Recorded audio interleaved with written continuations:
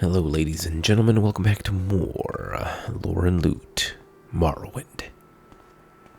After honorably slaying Odaisha Yasamibal, we make our way to Vivek, as we have one more job to do. We are to head to the Redaran Canton and deal with one Toris Saren. Toris Saren is a fairly high-ranking member of House Redaran and lives in the Saren Manor atop the Redaran Plaza, along with another high-ranking member, Arns Saren, and various other members of House Redaran. Sadly, this is a tale that will end in much bloodshed. It is unknown who placed a hit on Toris Saren or why. Though a noble and therefore wealthy, much of his family is scattered about Vardenfell, and it is unlikely any of them would want him dead, and he is not high rank enough to be a threat. Nevertheless, we have been given a writ for his honorable execution. Making our way inside the manor, we are greeted by Arns Saren.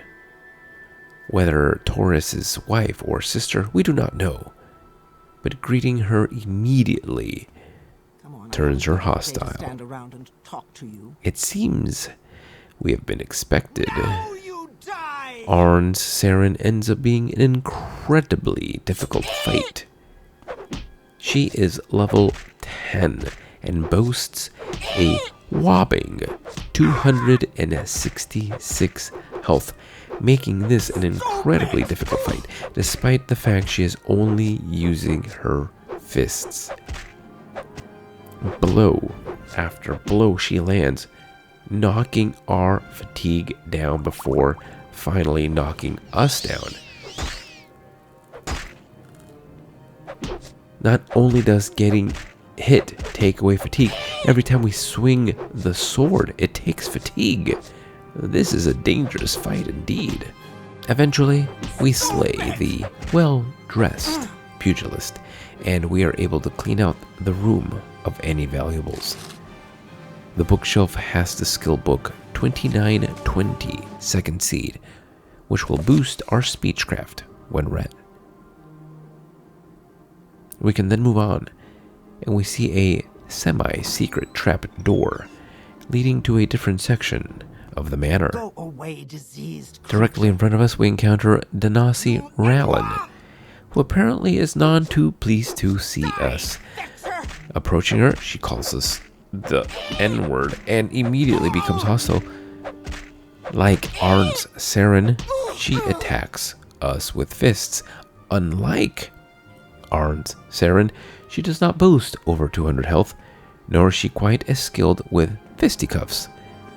So she goes down a lot easier.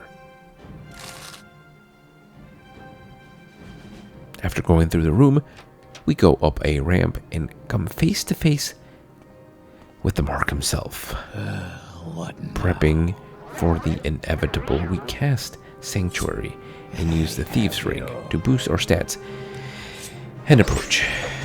Yes, he was expecting us. No, he does not throw hands. He pulls out a wild shard blade, which does some extremely serious frost damage.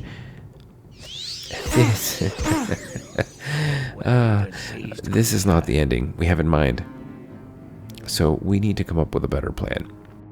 Going off to the side, we use the Ring of Khajiit to become invisible and sneak up on him, trying and hoping to get a critical sneak attack on him. This fails 2 times. First, we fail to land the critical attack, and second, we are detected, and Toris's manservant, Thorin Samori, emerges from the adjacent room to the aid of his dear leader. Between the two of them, they force us into a hasty retreat.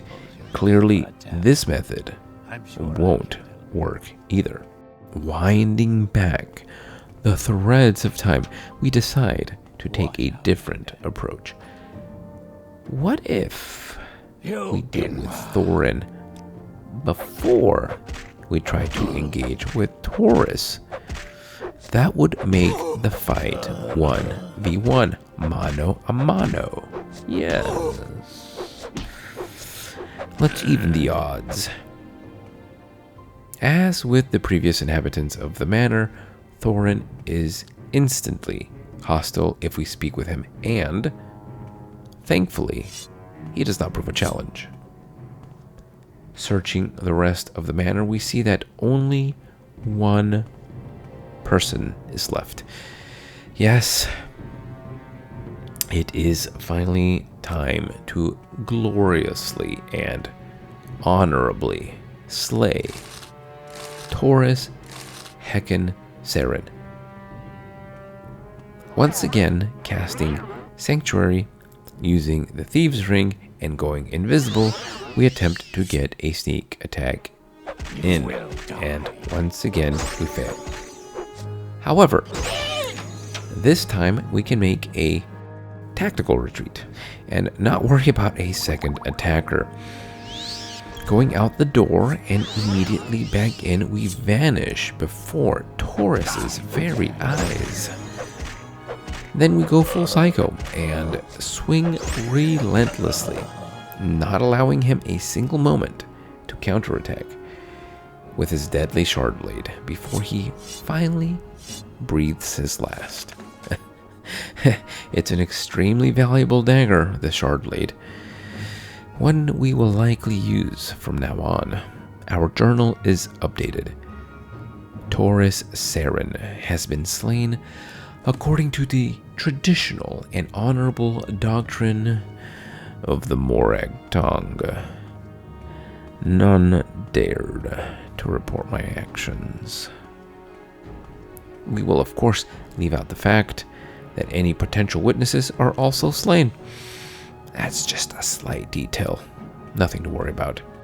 We can now return to the safety and peace of the Morag Tong Sanctuary back in the Arena Canton and report our successes to our guild leader. But not before resting. We give Toris one last insult by sleeping in his bed before making the quick trip east to the Arena Canton. Upon arriving there and taking care of the newly re-infested storage room, we speak with Eno Lalu, who tells us that we are infected with some disease. We must have caught something on the way to Vivek, traveling through the wilderness. No matter. We can deal with that later.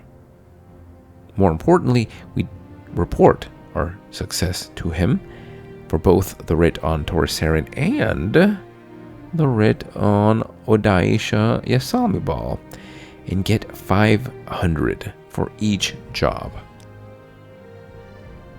Reflecting on the previous jobs, we think it may be a good idea to invest in some potions of Restore Fatigue and probably, yes, very probably, some short blade training.